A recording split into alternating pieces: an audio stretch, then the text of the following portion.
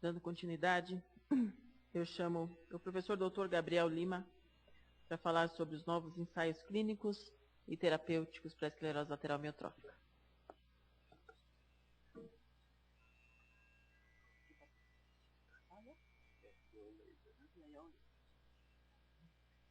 Bom, antes de mais nada, eu gostaria de agradecer a doutora Cari e toda a comissão científica pelo convite.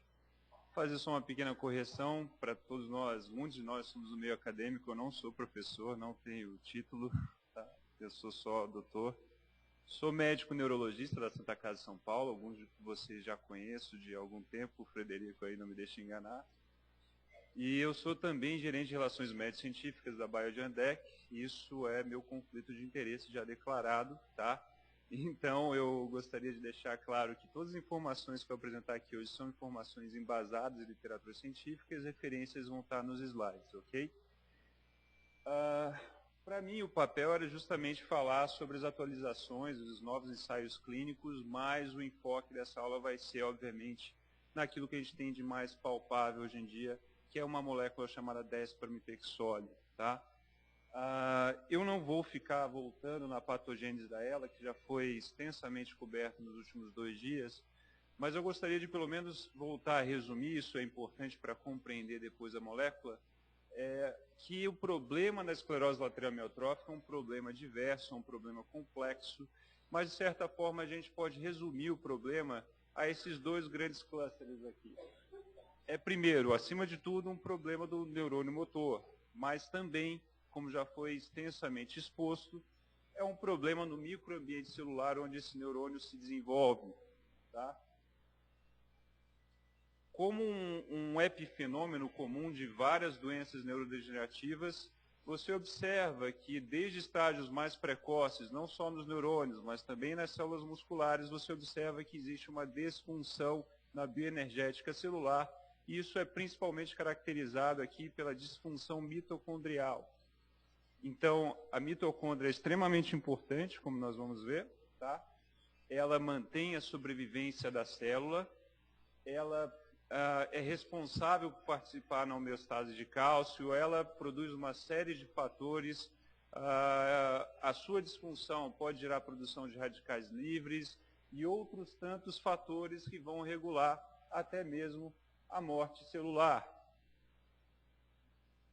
Tendo isso em mente, isso é visto e revisto em modelos animais, a gente consegue demonstrar que até no modelo animal, em laboratório, existe desde precoce, antes da instalação sintomática, existe já uma disfunção mitocondrial que é plenamente observável. Então aqui vocês vejam aquele ratinho que já foi falado milhares de vezes, o rato transgênico G93A, como se comporta o processo de degeneração mitocondrial nesses modelos animais de esclerose lateral amiotrófica. Vocês vejam que desde precocemente, deixa eu até virar aqui esse microfone, desde precocemente existe uma tendência à modificação da localização e modificação da própria estrutura da mitocôndria e seu funcionamento. Como já foi expresso aqui anteriormente por outros colegas, tanto a localização quanto a própria estrutura da mitocôndria estão diretamente relacionados com a sua função. Então, se a gente está vendo aqui mitocôndrias mais alargadas no corpo neuronal, migrando do axônio em direção ao corpo neuronal, por mais que existam algumas não desfuncionais, isso já por si só contribui para a fisiopatologia da doença. E isso é replicado também em pacientes humanos, onde a gente consegue ver claramente que existe uma perda de redução de neurônios motores, mas também uma redução da atividade enzimática mitocondrial. Tá? Então, eu vou passar rapidamente por essa etapa para a gente poder ter mais tempo de ver os estudos clínicos.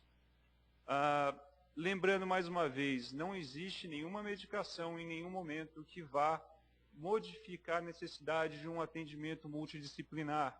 O paciente com esclerose lateral amiotrófica tem sintomatologia tão complexa quanto a fisiopatologia da sua doença. Então, é necessário que exista um acompanhamento conjunto do neurologista, da fisioterapia respiratória, psicólogo, terapia ocupacional e tantos outros profissionais de saúde que acompanham esses pacientes. Isso nunca vai modificar, não existe nenhuma terapia atual ou futura que pretenda modificar isso. E a abordagem terapêutica, todos nós já conhecemos, já foi também expresso aqui algumas vezes. Atualmente a gente tem muita coisa para fazer em relação a sintomas, manejo respiratório, manejo nutricional, mas como modificador de curso de doença ainda deixamos muito a desejar. Então a questão atual é encontrarmos um novo método, pode ser ele através de alguma medicação ou através de algum outro método, como por exemplo enxerto de células totipotenciais, encontrar um outro método que altere o curso natural da doença. Essa é a nossa luta, essa é a nossa batalha, a gente tem tentado fazer isso. O riluzol, como vocês sabem, é a única medicação aprovada com algum dado de que ele modifica a sobrevida desses pacientes, mas é um dado bastante modesto. E para que vocês tenham ideia, como o próprio Dr. Gerson já demonstrou aqui, o painel de medicações testadas como possíveis, potenciais agentes modificadores de curso da doença na esclerose lateral amiotrófica é extremamente extenso.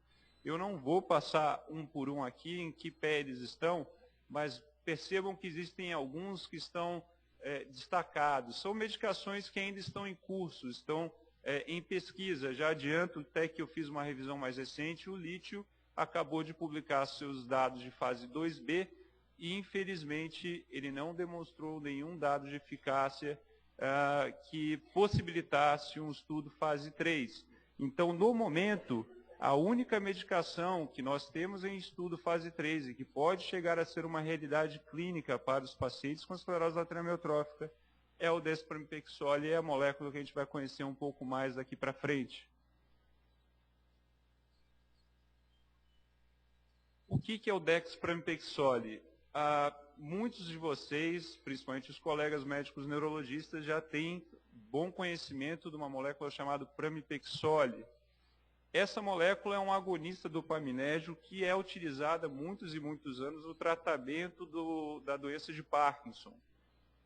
O dexpramipexol nada mais é do que uma alteração física dessa molécula. O que acontece? Essa molécula ela tem uma porção terminal aminopropil, que é essa porção aqui destacada, e que no pramipexol ela usualmente tem uma rotação levógena. O que se faz, o que permite a ela, na verdade, é ter todos os efeitos agonistas dopaminérgicos. Isso foi muito observado, esse é o James Bennett, foi a pessoa que pensou no dexpramipexol.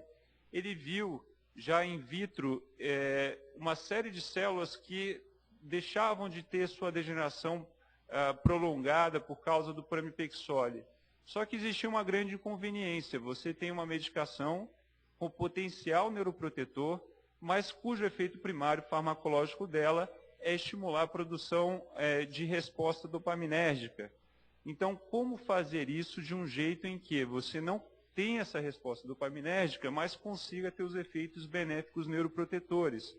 Observou-se em laboratório que esses efeitos, eles não são dependentes, deixa eu até voltar aqui, eles não são dependentes dos receptores de dopamina. Isso era uma resposta que era necessária no início, e isso foi clareado e clarificado de que não depende dessa resposta dopaminérgica.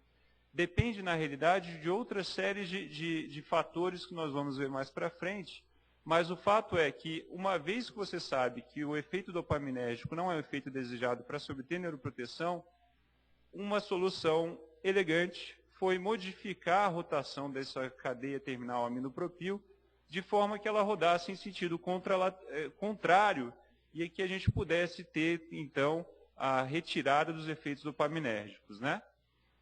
Então, outra coisa importante de salientar é que o pramipexol tem uma boa distribuição no sistema nervoso central.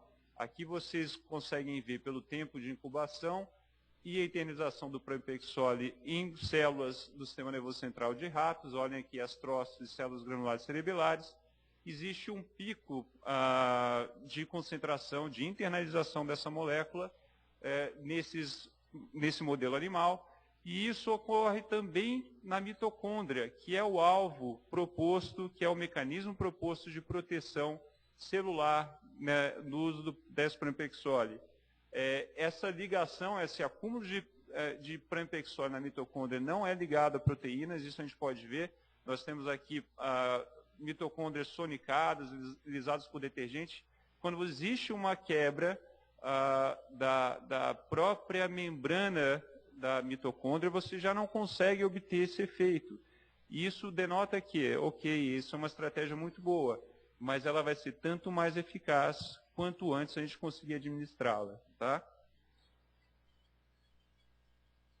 Então, qual que é o potencial mecanismo neuroprotetor do desprompexole, né? Ele atinge níveis plasmáticos elevados, ele tem uma boa razão cerebroplasma, ou seja, ele chega onde ele tem que chegar, mas qual que é o mecanismo proposto? A ideia aqui é não modificar necessariamente o processo fisiopatológico da doença, mas entender que a sintomatologia, o que os pacientes desenvolvem em termos de sintomas posteriores, depende de muitos aqui, de uma deficiência da bioenergética celular.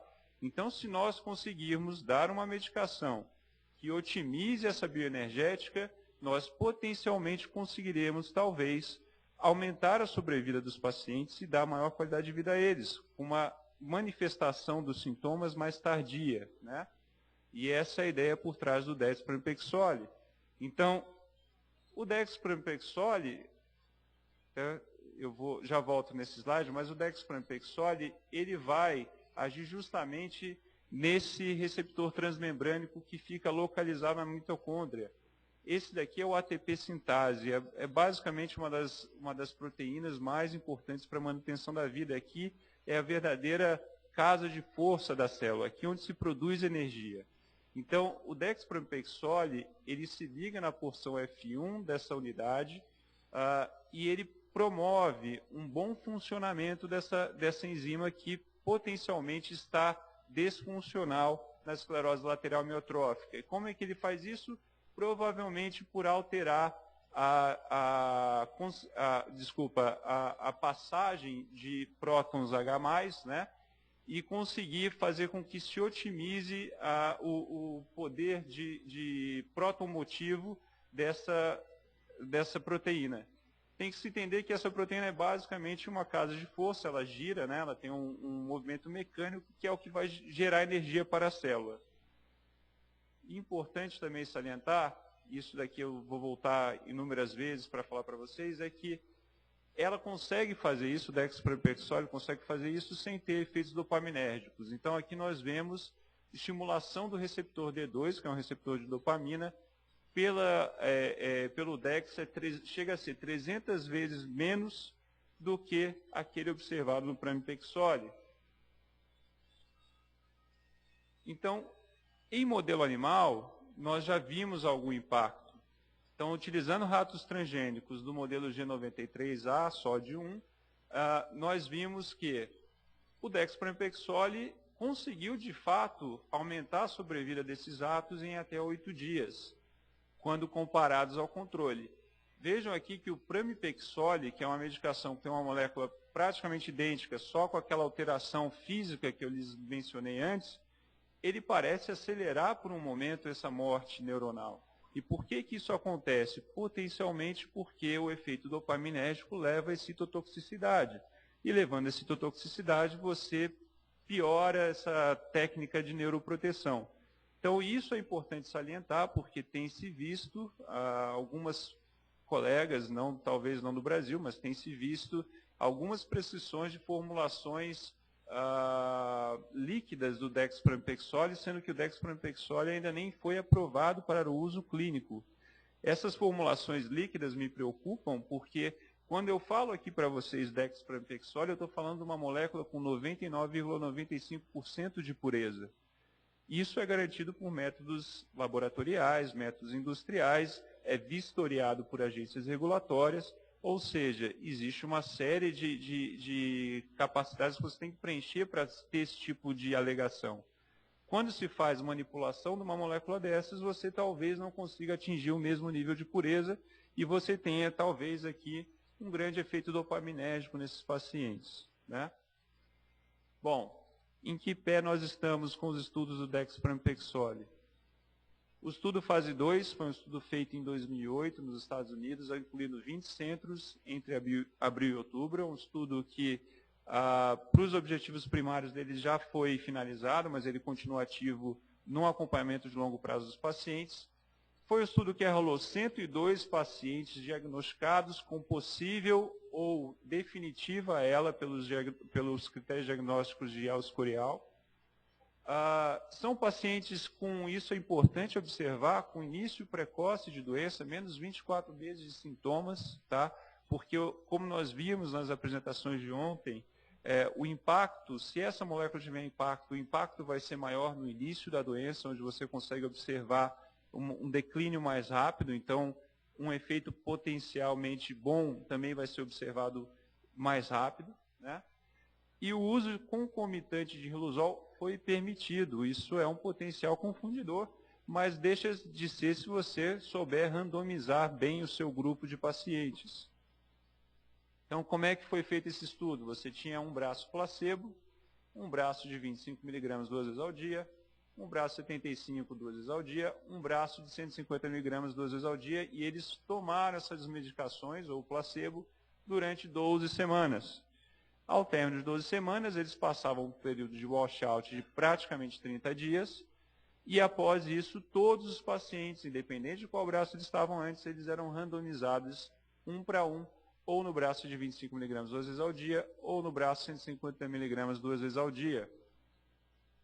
No final, houve possibilidade de extensão, mas isso já não faz parte dos objetivos primários desse estudo, tá?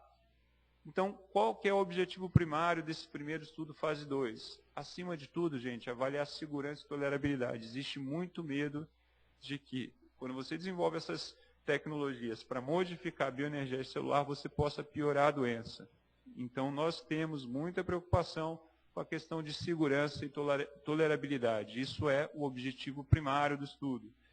Como objetivo secundário, obviamente, a gente quer ver se a medicação vai funcionar. Então, nós utilizamos uma escala funcional, a escala funcional mais utilizada para a esclerose lateral amiotrófica. Utilizou-se, claro, curva de sobrevivência de Kaplan-Meier, que é mais do que esperado, e capacidade vital lenta, que é uma medida respiratória que é muito impactada pelo efeito restritivo da doença. A população de base desse estudo, ela foi bem randomizada para o número de pacientes que ela tinha em mãos. Ela tinha praticamente 102 pacientes em mãos, então ela foi até bem randomizada. Mas existem algumas discrepâncias que precisam ser apontadas. A primeira delas que eu chamo a atenção aqui é a proporção de homens no grupo de 300 mg foi consistentemente maior do que o placebo, 51,9. Além disso, nós também tivemos uma proporção de pacientes com início de sintomas bulbares maior no grupo DEX de 300 mg e maior no placebo. Nós sabemos, por história natural da doença, que pacientes com início bulbar usualmente têm uma evolução pior e usualmente progridem de uma forma diferente, usualmente de uma forma mais rápida. Também na questão do uso do riluzol, houve um aumento, um maior número de pacientes utilizando o riluzol no grupo de 300 mg. Isso também poderia ser um confundidor. Bom, na questão de segurança e tolerabilidade, isso era uma questão muito mais fácil de ser observada do que propriamente a eficácia. Não houveram nenhum concern específico em relação à segurança dessa medicação. Essa medicação se demonstrou ser bem segura nesse primeiro trial. E o que ela demonstrou é que ela não tem nenhuma alteração significativa de nenhuma análise laboratorial muito específica, de traçado de eletrocardiograma e de nenhum sinal vital. Houveram, todavia, 5 casos, isso é notório e foram reversíveis com a suspensão temporária da droga, de neutropenia, sendo que um dos pacientes teve que descontinuar o estudo porque desenvolveu uma neutropenia febril. Além disso, nenhum outro evento adverso mais grave que pudesse ser correlacionado diretamente com a medicação foi observado. também não foram observados óbitos com o uso da medicação. O que foi observado, sim, na parte 2 do estudo, obtivemos 12 óbitos, sendo que 9 no grupo de 50 mg e 3 no grupo de 300 mg. Os eventos adversos sérios foram considerados, houve uma proporção boa de pacientes com eventos adversos considerados sérios, mas na revisão desses eventos adversos, todos eles estavam relacionados à fisiopatologia da doença, à manifestação sintomática da doença e o que se esperava do que o paciente de fato tivesse. Então, elas não foram atribuídas ao uso da medicação, tá? Então, mais uma vez, aqui primeiro na parte 1 de 12 semanas e na parte 2 de 24 semanas, os eventos adversos. Bom, isso que é o motivo do porquê estamos aqui hoje, é justamente esse gráfico. Pela primeira vez em muitos anos se observou um resultado positivo no estudo fase 2 com uma medicação que potencialmente pode modificar o curso da doença. E isso foi observado de forma gradativa conforme se aumentou a dose, a miligramagem da medicação. Chegou-se no grupo placebo a ter 31% versus placebo, mas isso ainda assim não foi estatisticamente significativo. Talvez pela própria natureza do estudo, um estudo pequeno, com poucos pacientes, você não consegue atingir uma significância estatística com essa facilidade, mas denota claramente que novos estudos são necessários e que potencialmente sim a gente pode ter um efeito positivo benéfico dessa medicação. Quando nós olhamos a sobrevivência, é ainda mais animador. Você vê que no grupo com maior dosagem, quando comparado com o grupo menor dosagem, você teve um declínio significativo no número de óbitos. E isso observado ao longo das 24 semanas de tratamento ativo. Bom, um dos métodos que então se propôs é que não só o declínio funcional é importante, mas também a sobrevivência. Então, como desfecho, esse estudo utilizou, mas não foi o objetivo primário dele, utilizou o desfecho ranqueado, que é esse método CAFS. Isso é uma coisa que vale a pena chamar a atenção, porque é novo. Você nunca tinha tido um índice só que correlacionasse declínio funcional e número de óbitos num dado só. E é isso que esse dado propõe. Quando nós olhamos o CAFS desses pacientes, houve no grupo de 300 mg uma melhora de 27%.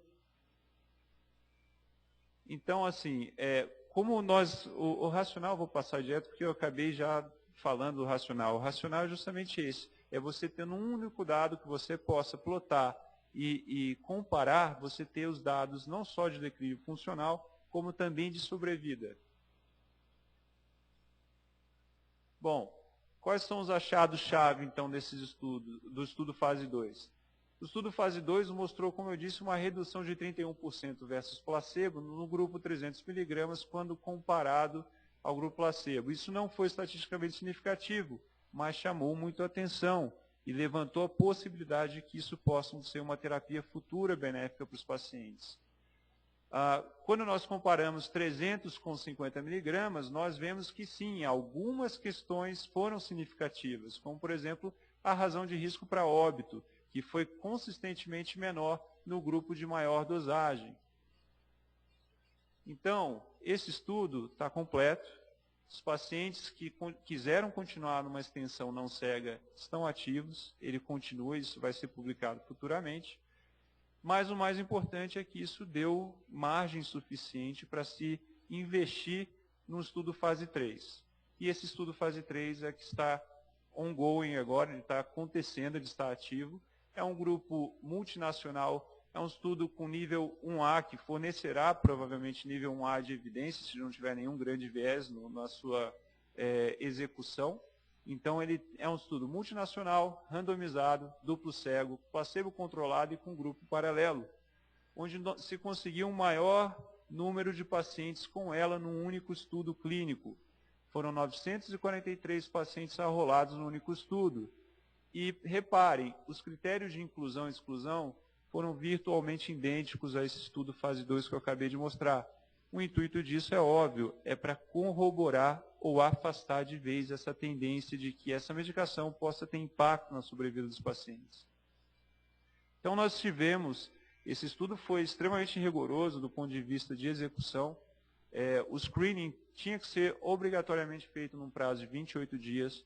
Todos os centros deveriam arrolar os pacientes, e foram arrolados todos os pacientes de estudos num prazo recorde, até onde eu saiba, para estudos clínicos. Em 6 meses, conseguiu juntar quase 1.000 pessoas para fazer esse estudo com uma doença de uma baixa prevalência.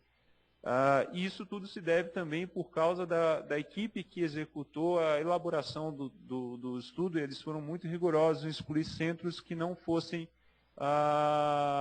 não tivessem um índice de performance bom para screening e arrolamento de pacientes. Como nós podemos ver aqui, a randomização escolhida foi de 1 para 1. Metade dos pacientes foi para placebo, metade para dose de 300 miligramas ao dia. E eles fizeram visitas esporádicas não, controladas, e visitas muito frequentes ao colega neurologista. Isso foi até uma coisa que foi chamada a atenção nos problemas